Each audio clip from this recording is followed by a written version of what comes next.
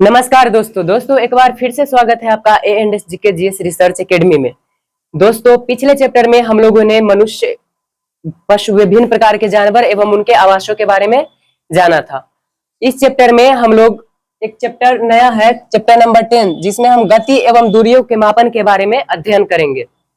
तो दोस्तों चलिए इस चैप्टर के अंतर्गत हम जो टॉपिक्स पढ़ने हैं उसके बारे में पहले देख लेते हैं एक बार, उसके बाद हम स्टार्ट करेंगे बिना समय को गवाए हुए। पहला टॉपिक है गति एवं दूरियां, यानी कि गति क्या होता है और दूरी क्या होता है।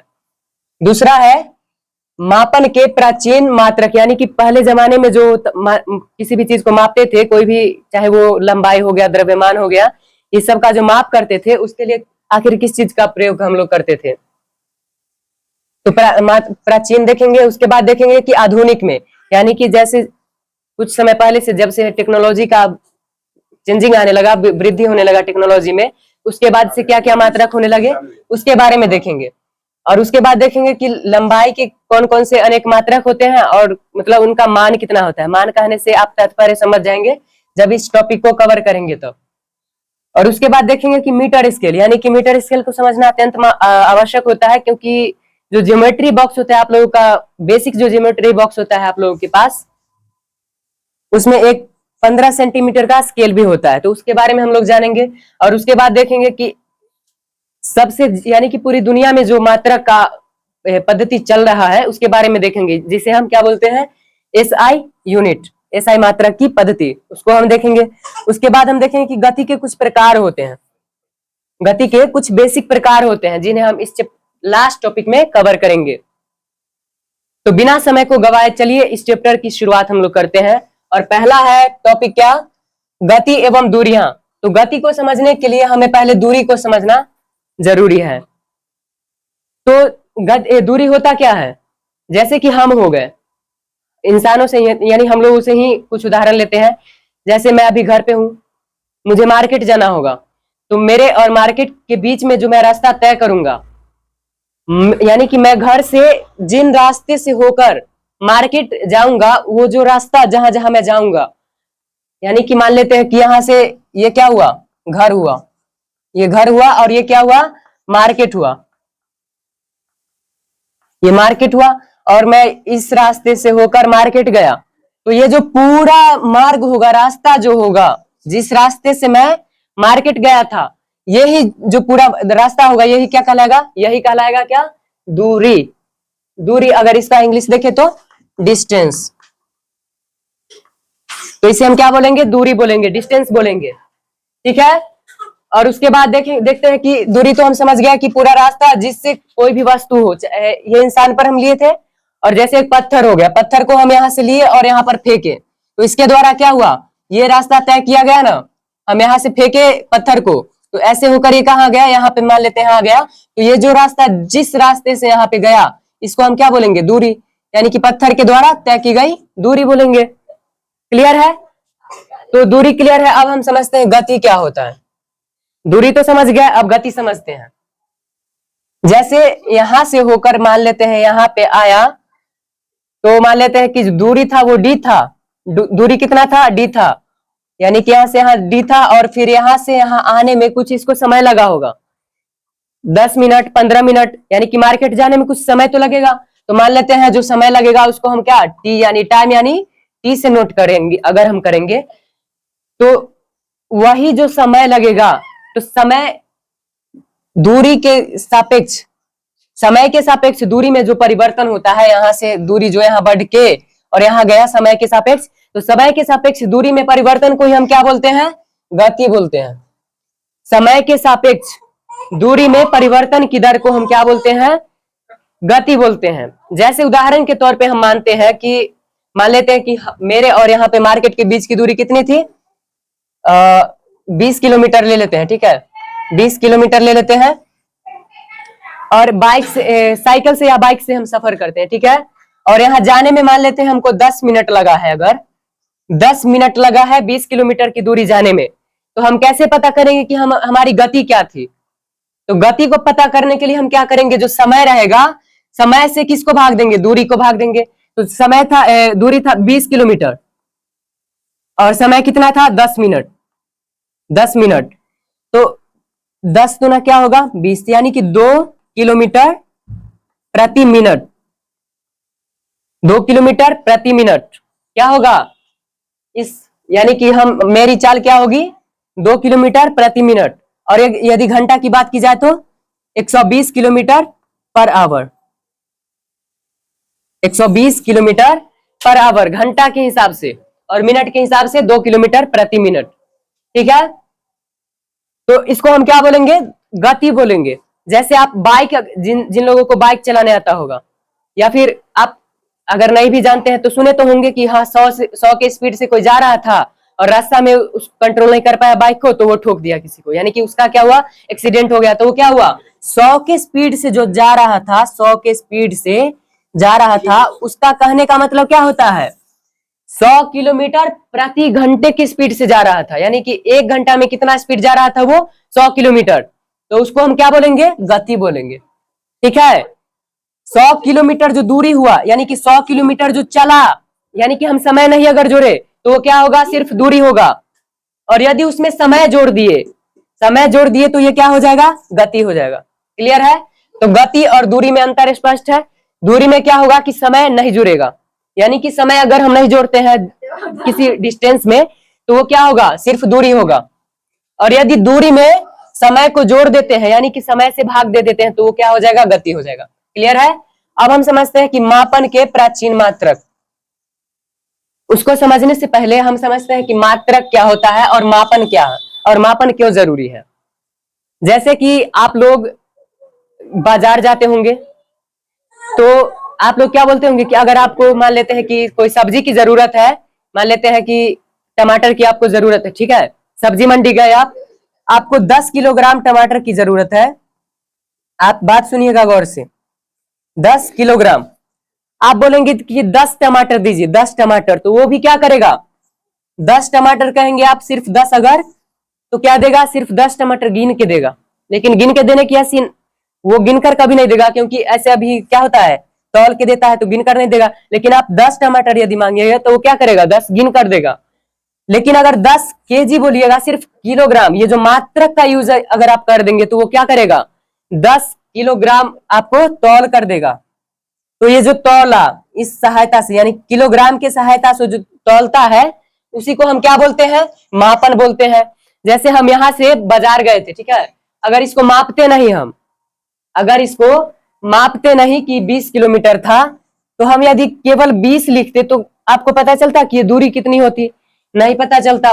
तो मात्रक क्यों जरूरी है यहाँ आप समझ चुके होंगे कि किसी भी मापन को करने के लिए मात्रक सबसे ज्यादा इंपॉर्टेंट होता है। जैसे कि 20 किलोमीटर था, तो अगर यहाँ पे देखिए 20, क्या 20 यहाँ से यहाँ तक क्या 20, इसमें तो मतलब दूरी का मात्रक है कि किसी मतलब हम कोई सामान का वजन कर रहे हैं या फिर समय दिखा रहे हैं, इसमें तो कुछ पता नहीं चल रहा है, तो क्या 20, तो दूरी का मात्रक, यानी हम दूरी का माप कर रहे हैं, इसके लिए वहां क्या लगाना पड़ेगा किलोमीटर लगाना पड़ेगा। ठीक है, इससे पता क्या चलेगा कि हम दूरी को माप रहे हैं, यानी कि 20 में किलोमीटर लगा यहाँ पे, तो क्या पता चला कि हम दूरी को माप रहे हैं।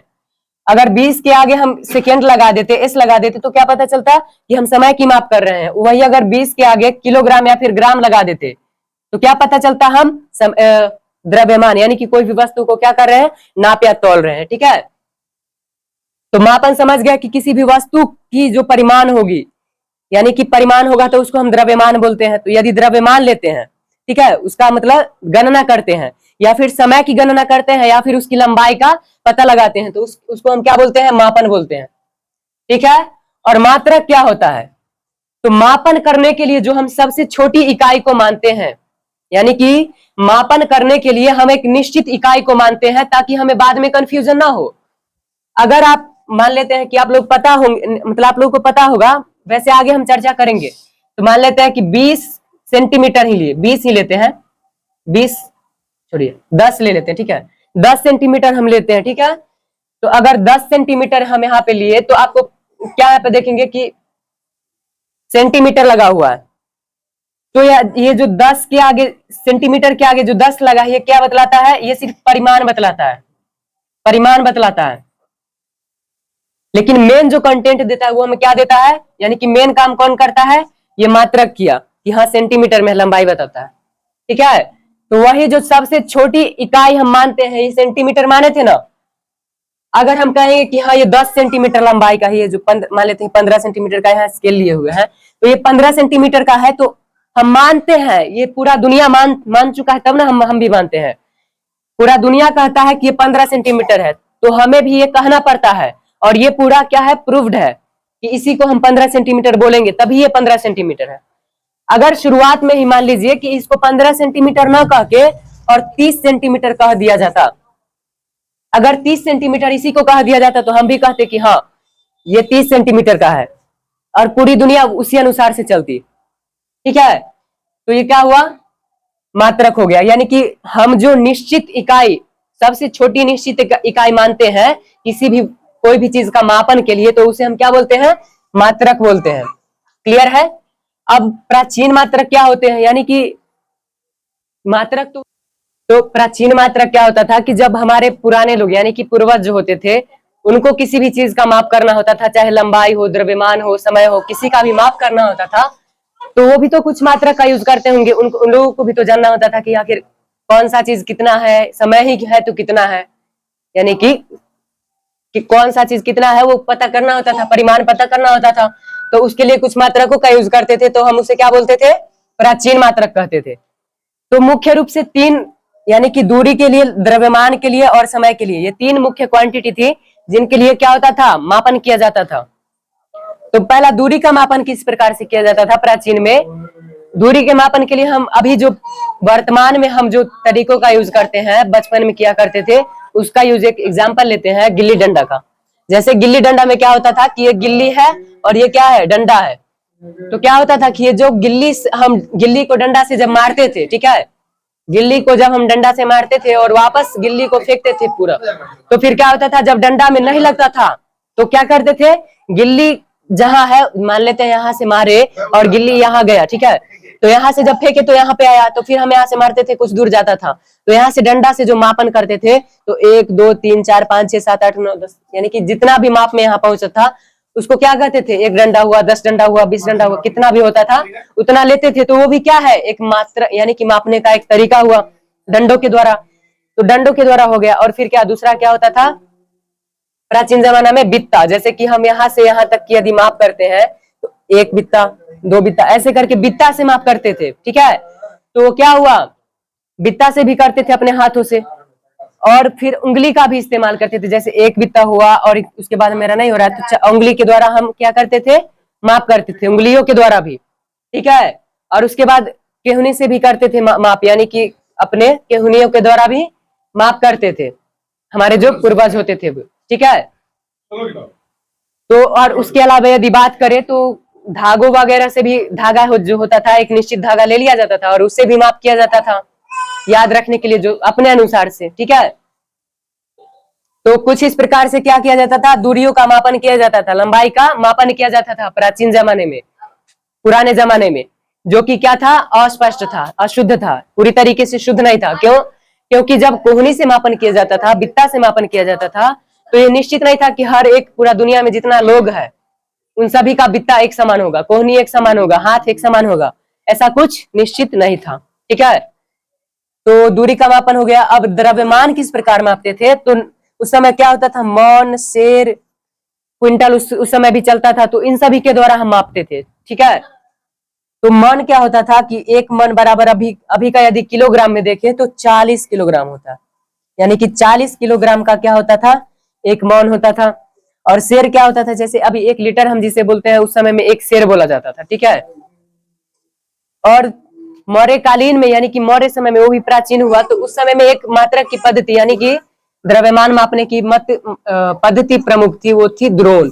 यानी कि लंबाई मापने के लिए हम किस चीज का उपयोग करते थे मौर्य काल में, द्रोण का, यानी कि द्रोण मात्रक था किसका, द्रव्यमान का, ठीक है। तो इस प्रकार से द्रव्यमान का मापन करते थे। और समय का किस प्रकार से करते थे कि एक बालू वाला ऐसा होता था यंत्र, रेत घड़ी जिसे बोलते थे, ठीक है, ये सही ना बना है, ऐसा होता था डमरू जैसा, और ऊपर यहाँ पे एक बारीक छिद्र होता था जिससे यहाँ पे रेत रखते थे और नीचे गिरता था। तो निश्चित रेत रखेंगे तो पता तो रहेगा, हर दिन यदि यूज करते हैं तो पता रहता था कि कितना समय में यहाँ नीचे गिरेगा।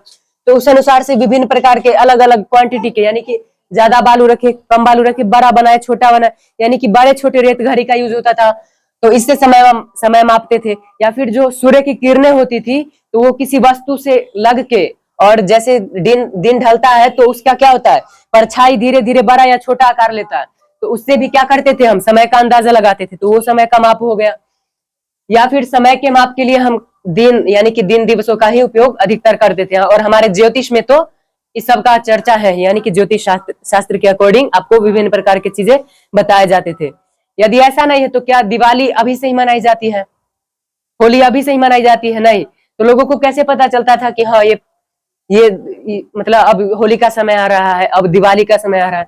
तो उनके पास कुछ सोर्स मौजूद थे, तभी तो उन्हें समय का पता चलता था। क्लियर है? तो इन तीन मुख्य क्वांटिटीज का कुछ इस प्रकार से क्या करते थे, प्राचीन लोग मापन करते थे। ठीक है। अगला क्या है, आधुनिक एवं वैश्विक मात्रक। यानी कि प्राचीन समय में तो पता चल गया कि इस प्रकार से करते थे, और आधुनिक जमाने में किस प्रकार से करते थे, यानी कि 15वीं शताब्दी के बाद कुछ मात्रक पद्धतियां आई। ठीक है। पहला आया क्या, एफपीएस, दूसरा सीजीएस, तीसरा एमकेएस। ये तीन प्रमुख पद्धतियां आया कब, 15वीं शताब्दी के पश्चात। यानी कि उससे पहले भी था। तो ये कहां से विकसित हुआ, विभिन्न फॉरेन कंट्रीज से विकसित हुआ।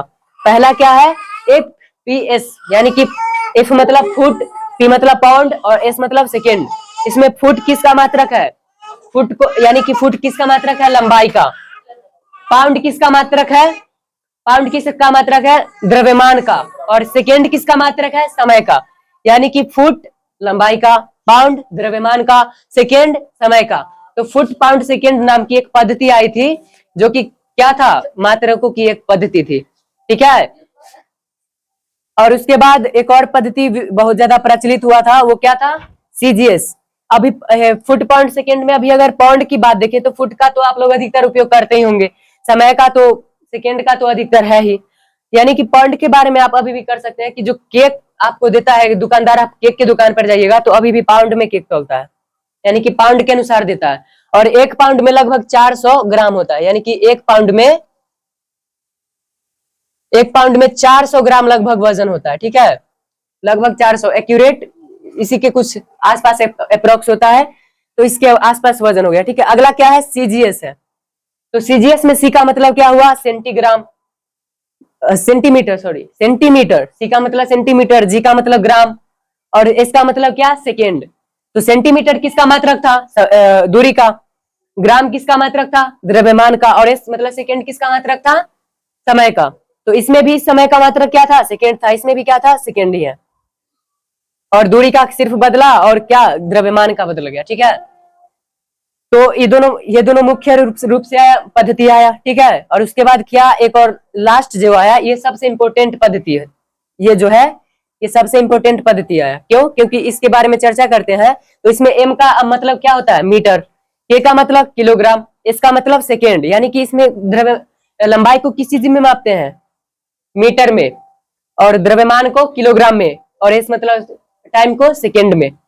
तो इसको हम क्या बोलेंगे, एमकेएस। यानी कि क्या हुआ, सीजीएस, एफपीएस, सीजीएस और एमकेएस, ये तीन प्रमुख पद्धतियां आई लगभग 15वीं शताब्दी के आसपास, जो पूरे विश्व में क्या करता था, ये अलग अलग देशों की अलग अलग पद्धति थी। यानी कि एफपीएस कहाँ होता था, मान लेते फ्रांस में एफपीएस चलता है, सीजीएस कहाँ चलता, एफपीएस कहाँ की पद्धति है, ब्रिटिश पद्धति भी इसको बोलते हैं, एफपीएस को। ठीक है।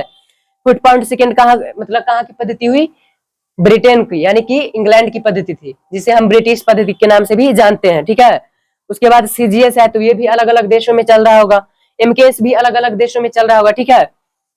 यानी कि सभी अलग अलग देशों में चलने वाली थी। तो इससे क्या होता था कि बहुत सारी प्रॉब्लम्स आती थी, जैसे एक देश में, यानी कि व्यापार भी तो चलता था एक से दूसरे देश में, यानी कि भारत में ही, या फिर अलग अलग देशों से अलग अलग देशों का व्यापार होता था। तो उसमें यदि मान लेते हैं कि एक पाउंड में, यदि देखते हैं एक देश पाउंड में तौल रहा है, और दूसरे अगर देश में जा रहा है तो उसको क्या हो रहा है, ग्राम में ले रहा है वो। तो अगर आप पाउंड में तौलेंगे और ग्राम में लेंगे तो क्या होगा, कुछ डिस्टरबेंस तो आएगा ना, डिस्टरबेंस आएगा। ठीक है। तो उसके समाधान के लिए एक अलग प्रकार की पद्धति लाई गई, ठीक है। तो इस टॉपिक के बाद अब हम सीधे यहाँ पे चलते हैं, क्योंकि इसके बाद इसको ज्यादा समझ में बेटर रहेगा। तो इन तीनों पद्धतियों के बाद कुछ दिक्कतें आने लगी, ठीक है। उसके बाद एक नई पद्धति की जरूरत हो गई पूरे विश्व को, जो कि पूरे विश्व में एक समान हो, यानी कि पूरे विश्व के लिए क्या करे, उभयनिष्ठ का काम करे, सभी जगह सर्वमान्य हो, ठीक है। तो उसे हम क्या बोलेंगे, SI यूनिट, यानी कि अंतरराष्ट्रीय, इंटरनेशनल सिस्टम, इंटरनेशनल, ठीक है, यानी कि अंतरराष्ट्रीय पद्धति बोलेंगे उसको। अंतरराष्ट्रीय पद्धति यानी कि मात्रकों की ये क्या है, अंतरराष्ट्रीय पद्धति है। पूरे विश्व में इस मात्रक को क्या किया गया, स्वीकार किया गया। तो इसमें MKS यहाँ पे जो पद्धति था, MKS का बहुत बड़ा रोल था। क्यों? क्योंकि जैसे MKS में लंबाई को किस में मापते थे, मीटर में, द्रव्यमान को किलोग्राम में और समय को सेकंड में, ठीक उसी प्रकार से SI मात्रक जो पद्धति निकला नया वाला, पूरे विश्व के लिए जो समान था, उसमें भी लंबाई का मात्रक क्या हुआ, मीटर ही हुआ, द्रव्यमान का किलोग्राम ही हुआ, यानी सेकंड का क्या हुआ, यानी समय का क्या हुआ, सेकंड ही हुआ। तो यानी कि एक प्रकार से कह सकते हैं कि MKS पद्धति से ही प्रेरणा लेके, यानी कि इसी के प्रेरणा स्रोत से SI यूनिट का नया पद्धति बनाया गया था, ठीक है। और उसका उपयोग अभी तक पूरे विश्व में चल रहा है, ठीक है, क्लियर है। तो SI यूनिट में यदि बात की जाए तो इसमें लंबाई को किस में मापे हम, लंबाई को मापे हम मीटर में, द्रव्यमान को किलोग्राम में और समय को सेकंड में, ठीक है। तो यह टॉपिक क्लियर है। अब अगले टॉपिक की ओर बढ़ते हैं, लंबाई के मात्रक एवं आंकिक मान, यानी कि लंबाई के विभिन्न प्रकार के कौन कौन से मात्रक हैं जो डेली लाइफ में हम यूज भी करते हैं, लेकिन अभी तक पता नहीं चला है। तो चलिए हम देखते हैं कुछ मुख्य लंबाई के मात्रक और उसके आंकिक मान, यानी कि उन सभी में संबंध भी स्थापित करते हैं यहाँ पे। सबसे पहले देखते हैं फुट। फुट जो मात्रक है लंबाई का, 1 फुट में कितना होता है, इंच में 12 इंच होता है। यानी कि 1 फुट के यदि 12 हिस्से किए जाए तो एक एक हिस्सा जो होगा वो क्या होगा, 1 इंच का होगा। हर एक हिस्सा क्या होगा, एक इंच का होगा। यानी कि मान लेते हैं कि ये कोई वस्तु हुआ 1 फीट का, ठीक है। अगर इसको 12 हिस्सा में बांटते हैं तो एक हिस्सा जो होगा वो 1 इंच होगा, ठीक है। तो 1 फुट बराबर 12 इंच, और 12 इंच को अगर सेंटीमीटर में बदला जाए, 12 इंच को अगर सेंटीमीटर में बदला जाए तो कितना होगा, 30.48 सेंटीमीटर, 30.48 सेंटीमीटर होगा, ठीक है। और यदि उसके बाद हम फुट को गज में बदले, फुट को यदि गज में बदले तो 3 फुट बराबर कितना होता है, 1 गज होता है। 3 फुट बराबर कितना होता है, 1 गज होता है। और गज कहने का मतलब, आप लोग यदि क्रिकेट देखते होंगे तो आप गज के बारे में अच्छे से समझ सकते हैं।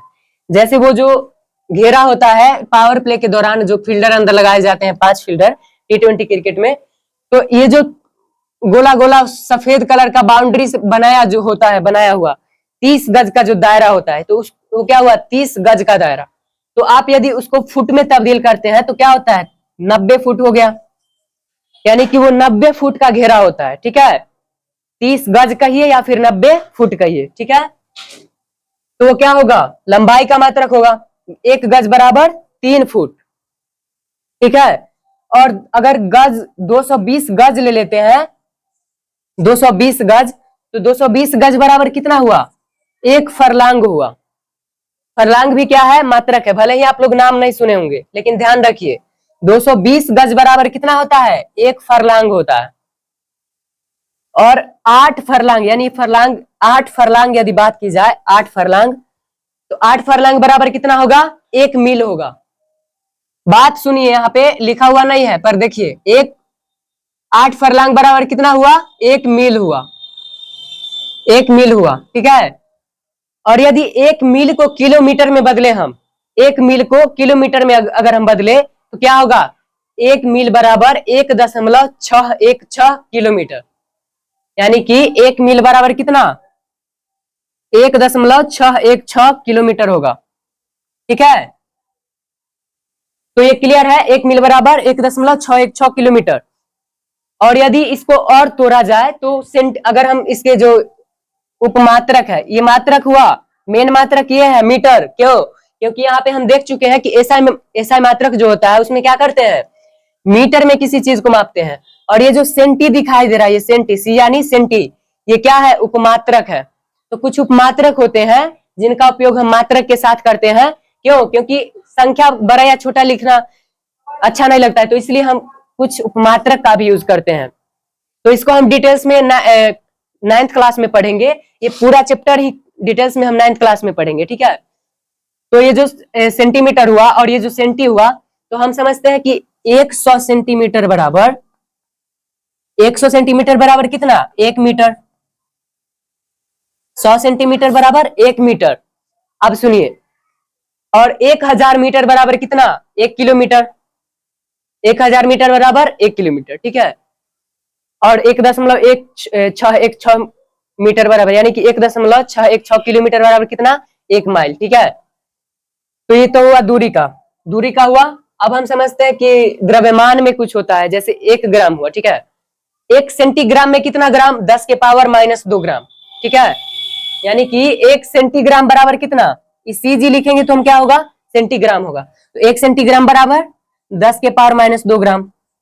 और इससे भी छोटा क्या होता है, मिली होता है। मिलीग्राम आप सुने होंगे। तो 1 मिलीग्राम बराबर कितना, इसको मीटर ग्राम नहीं पढ़िएगा, ये मिलीग्राम है। 1 मिलीग्राम बराबर 10 के पावर -3 ग्राम। तो इसी प्रकार से उपमात्रकों का यूज किया जाता है, जिसके बारे में डिटेल्स से हम कब पढ़ेंगे, क्लास 9th में पढ़ेंगे। तो ये सब क्या हुआ, द्रव्यमान का मात्रक। तो 1000 ग्राम बराबर कितना, 1 किलोग्राम, ठीक है। और मन के बारे में बताए थे कि 1 मन में कितना किलोग्राम, 40 किलोग्राम, ठीक है। तो ये हुआ किसका, द्रव्यमान का हो गया। अगर हम टाइम के बारे में भी कुछ बताए तो आप लोगों को क्लियर है कि 60 सेकेंड बराबर 1 मिनट, 60 मिनट बराबर कितना, 1 घंटा, 24 घंटा बराबर कितना, 1 दिन, और 3600 सेकेंड बराबर कितना, 1 घंटा। 3600 सेकेंड बराबर 1 घंटा। 24 घंटा गुने 7, यानी कि 24 घंटा को 7 से यदि गुना किया जाए तो कितना होगा, 168 घंटा बराबर कितना, 1 सप्ताह। यानी कि बोल सकते हैं, घंटा में बदल दिए, लेकिन 7 दिन बराबर कितना, 1 सप्ताह। और 15 दिन बराबर कितना, 1 पखवाड़ा या पक्ष, पखवाड़ा या पक्ष। 30 दिन या 31 दिन बराबर कितना, 1 महीना। और 365 या 66 दिन बराबर कितना, 1 साल।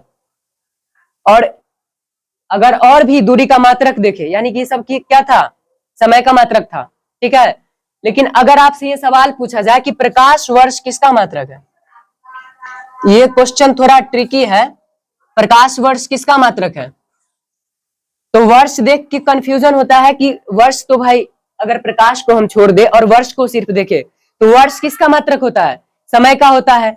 और इसमें प्रकाश लगा है तो ये किसका मात्रक होगा, समय का ही होगा। गलत, इसमें प्रकाश लग जाने से ये किसका मात्रक हो गया, दूरी का मात्रक हो गया। प्रकाश वर्ष किसका मात्रक है, दूरी का मात्रक है।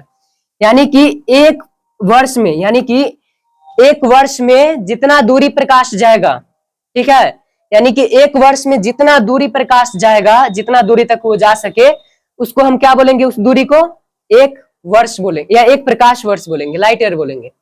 अब आप अंदाजा लगाइए कि 3 लाख किलोमीटर प्रति सेकेंड, यानी कि 3 लाख किलोमीटर प्रति सेकेंड चाल होता है, किसका, प्रकाश का चाल होता है 3 लाख किलोमीटर प्रति सेकेंड।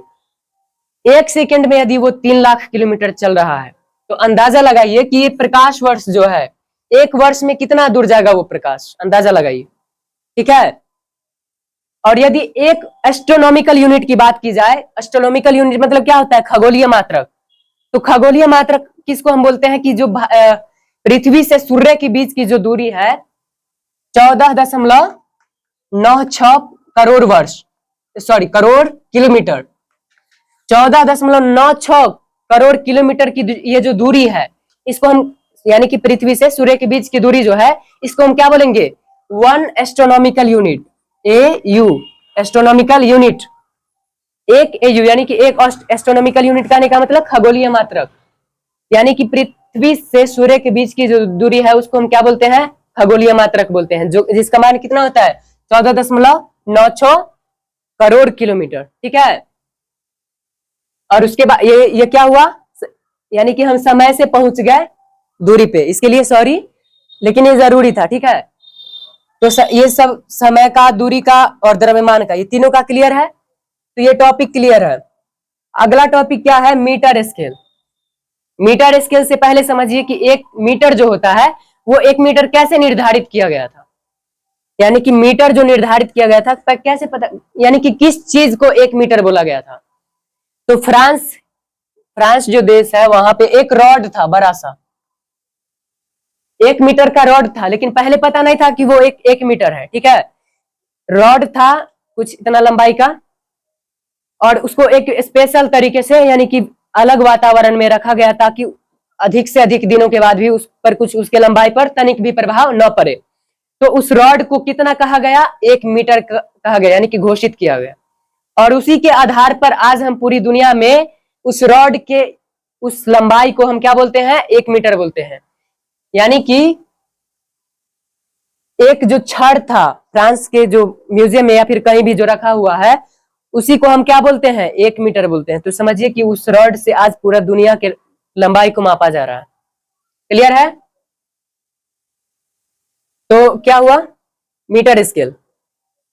तो मीटर समझ गया कि मीटर किसको कहेंगे, एक रॉड का वो क्या है, लंबाई है। अब समझिए मीटर स्केल क्या होता है। आपके ज्योमेट्री बॉक्स में एक स्केल रहता होगा 15 सेंटीमीटर का, ठीक है। तो वो क्या है, वो मीटर स्केल ही है, क्योंकि वो जो है मीटर के आधार पर ही घोषित है वो, ठीक है। तो ये जो मीटर है उसमें एक 0 और 1 के बीच ये जो है, इसको क्या बोलेंगे, यहां से यहां तक की दूरी को 1 सेंटीमीटर बोलेंगे, ठीक है। यहां से यहां तक 1 सेंटीमीटर, और इसके बीच जो 10 इकाइयां होती है, 10 जो कटाव होते हैं, कटाव बिंदु, उस प्रत्येक यानी कि उस एक कटाव बिंदु का मान कितना होता है, 1 मिलीमीटर होता है, 1 mm, यानी कि 1 mm होता है इन दोनों के बीच का जो एक भाग होता है वो, ठीक है। ये 1 mm हुआ तो ये पूरा क्या होगा, 10 mm, यानी कि 10 mm का कितना होगा, 10 मिलीमीटर का कितना होगा, 1 सेंटीमीटर, और 100 सेंटीमीटर बराबर कितना होगा, 1 मीटर होगा, और 1000 मिलीमीटर बराबर क्या होगा, 1 मीटर होगा। 1000 मिलीमीटर बराबर क्या होगा, 1 मीटर होगा। क्लियर है? तो और यहाँ पे जो 1 सेंटीमीटर, 2 सेंटीमीटर, 3, 15 तक यहाँ पे आया, तो ये क्या होगा, 15 सेंटीमीटर का स्केल होता है, मीटर स्केल होता है, ठीक है। तो मीटर स्केल समझ गया। अब दूरी से संबंधित जितने भी टर्म्स थे वो सारे क्लियर हो चुके हैं। तो पृथ्वी से संबंधित एक बात होता है कि पृथ्वी का त्रिज्या कितना होता है। ये जो अर्थ है हमारे अर्थ की त्रिज्या कितनी होती है, त्रिज्या यानी कि यहाँ पे कितना होता है, 6400 किलोमीटर अप्रोक्स इसलिए बोला जाता है क्योंकि विषुवत रेखा और ध्रुव के जो संबंधित है, यानी कि इधर से इधर ध्रुव हुआ, ये विषुवत रेखा हुआ, तो ये जो विषुवत रेखा पर होता है वो अधिकतम होता है त्रिज्या, और यहाँ पे क्या होता है, कुछ कमी आ जाता है, क्योंकि हमारी पृथ्वी क्या है, फ्लैट है, हल्का सा अंडाकार स्थिति में है, यानी कि चपटा है, थोड़ा सा, पूरा चपटा नहीं, हल्का ही है। तो उसी से कुछ इन दोनों का एवरेज निकाल के कितना किया गया, 6400 किलोमीटर त्रिज्या बनाया गया। तो 6400 त्रिज्या है, तो इसका रेडियस यानी कि पूरा परिधि कितना हो जाएगा, लगभग 40,000 समथिंग हो जाएगा, मान लेते हैं 96, यानी कि इसी के कुछ समथिंग में इसका क्या होगा, पूरा परिधि आ जाएगा, ठीक है। तो दूरी से संबंधित सभी चीज क्लियर हो गया है। अब हमारे पास लास्ट टॉपिक बचा है गति के प्रकार। गति देखे थे कि दूरी में परिवर्तन की दर थी, उसे हम क्या बोले थे, गति बोले थे। और अब गति के कुछ प्रकार होता है, यानी कि गति होता है तो वो कुछ नियम से होता है, तो हम उसको देखते हैं। पहला क्या है, रैखिक गति। तो जैसे मान लेते हैं कि बंदूक से कोई गोली निकलता है, ठीक है, तो क्या होता है, जिगजैग होके जाता है, ऐसे ऐसे करके जाता है क्या, नहीं, गोली का एक पाथ होता है, वो स्ट्रेट लाइन में मूव करता है, स्ट्रेट लाइन मूव करता है, ठीक है। या फिर जब कोई बैट्समैन शॉट खेलता है तो आप बॉल को नहीं देखिए कि बॉल कैसे मूव कर रहा है, वो जो डिस्टेंस किया, ट्रेवल किया, वो क्या हुआ, स्ट्रेट ही करता है हमेशा, बशर्ते उस पर कोई बाहर कोई फील्डर बॉल ना लगा या फिर कोई चीज ना लगे, तब तक वो क्या करता है, स्ट्रेट गति करता है फील्ड पे, ठीक है। तो वो क्या होगा, सीधी रेखा में गति किया। तो जब कोई वस्तु सीधी या फिर टेढ़ी रेखा में भी गमन करता है, चाहे वो टेढ़ी करे या फिर सीधी करे, तो इन दोनों को क्या बोलेंगे, रेखीय गति बोलेंगे, क्योंकि रेखा क्या हो सकता है, सीधा भी हो सकता है और टेढ़ा भी हो सकता है, दोनों को रेखा बोलेंगे, ठीक है। तो जब कोई वस्तु सीधा या फिर वक्र रेखा में गति करेगा, वक्र पाथ पे यानी कि मार्ग पे गति करेगा, तो उसको हम क्या बोलेंगे, रैखिक गति बोलेंगे। जैसे कि कोई वस्तु है, चाहे हम ही है, ठीक है, और हम दुकान जब जाते हैं, घर से निकलते हैं, विद्यालय जाते हैं, दुकान जाते हैं, विभिन्न जगह हम प्रस्थान करते हैं, तो हम तो कभी सीधा नहीं चलते हैं, ये क्लियर बात है। हमारे रास्ते में विभिन्न प्रकार के मोड़ आते हैं, तो ये क्या हुआ, वक्र बनाते हैं हम। तो ऐसी गति को क्या बोलेंगे, रैखिक गति बोलेंगे, ठीक है। लाइनियर मोशन अगर इंग्लिश देखे तो लाइनियर मोशन, ठीक है। अगला क्या है, दोलन गति, अगर इसका इंग्लिश जाने तो ओसिलेटरी मोशन, इसको क्या बोलेंगे, ओसिलेटरी मोशन। और दोलन गति क्या होता है कि जब कोई वस्तु एक निश्चित बिंदु के आगे पीछे ऊपर या नीचे, मान लेते हैं कि ये कोई वस्तु है और ये यहां से ऐसे करके और एक निश्चित बिंदु ये हो गया, ये हो गया, तो इसके आगे पीछे ऊपर नीचे, यानी कि वो पॉइंट चाहे आगे हो पीछे हो, ऊपर भी हो सकता है और नीचे भी हो सकता है। तो जब वो अपने गति को बार बार दोहराता है तो फिक्स्ड पॉइंट के आगे या पीछे, तो हम उसको क्या बोलते हैं, दोलन गति बोलते हैं। उसको हम क्या बोलते हैं, दोलन गति। उदाहरण के लिए आप लोग घड़ी में एक घड़ी देखे होंगे जिसमें पेंडुलम होता है, और पेंडुलम क्या करता है, ऐसे ऐसे करके हमेशा क्या करता है, मतलब सेकेंड के अनुसार। तो दोलन गति क्लियर है। अगला है आवर्त गति। तो दोलन गति से संबंधित ही है, लेकिन इसमें कुछ एक टर्म आ जाता है समय का।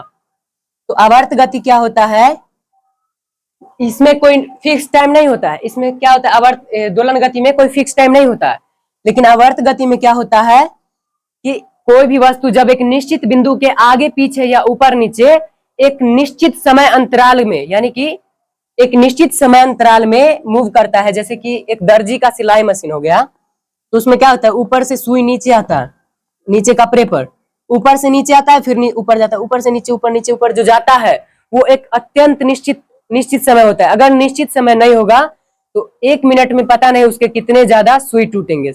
ये निश्चित समय होता है, जिसके कारण क्या होता है, इस गति को क्या बोलेंगे, आवर्त गति। यानी कि जब कोई वस्तु एक निश्चित बिंदु के आगे पीछे ऊपर या नीचे, आगे पीछे या ऊपर नीचे गति करता है और एक निश्चित समय अंतराल में अपनी गति को बार बार दोहराता है, तो उसको हम क्या बोलेंगे, आवर्त गति बोलेंगे। क्लियर है। अगला है वृत्तीय गति। तो वृत्तीय गति क्या होता है कि जब कोई वस्तु वृत्तीय पथ पर गति करता है, एक वृत्तीय पथ पर गति करता है, तो हम उसे क्या बोलते हैं, वृत्तीय गति बोलते हैं। उदाहरण के लिए यदि देखें तो चंद्रमा क्या कर रहा है, पृथ्वी का चक्कर लगा रहा है, तो वो क्या है, वृत्तीय गति है, ठीक है। और उसके बाद यदि देखें तो अगर हम किसी भारी चीज को एक धागे से बांध के और चारों तरफ घुमाते हैं, तो क्या करता है, एक सर्कुलर पाथ का निर्माण करता है, एक वृत्तीय पथ का निर्माण करता है और उस पर क्या करता है, गति करता है, तो उसको भी हम क्या बोलेंगे, वृत्तीय गति बोलेंगे, ठीक है।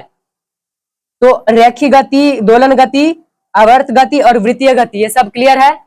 अगला देखिए, यहाँ पे अगला कुछ बचा ही नहीं है, सॉरी। तो देखते हैं कि यहाँ पे हम लोग गति से स्टार्ट किए थे, गति और दूरी से, और गति के प्रकार पर यहाँ पे समाप्ति हो गई है। तो दोस्तों आशा करते हैं कि आपको ये क्लास समझ में आई होगी, और अगले क्लास के लिए मुझे आप लोगों को सब्सक्राइब बटन जो दबाइएगा और लाइक कीजिएगा वीडियो को, वो हमें मोटिवेट करेगा अगले वीडियो को और अच्छे से प्रस्तुत करने के लिए। तब तक के लिए धन्यवाद। जय श्री राम। मिलते हैं अगले वीडियो में एक नए चैप्टर के साथ।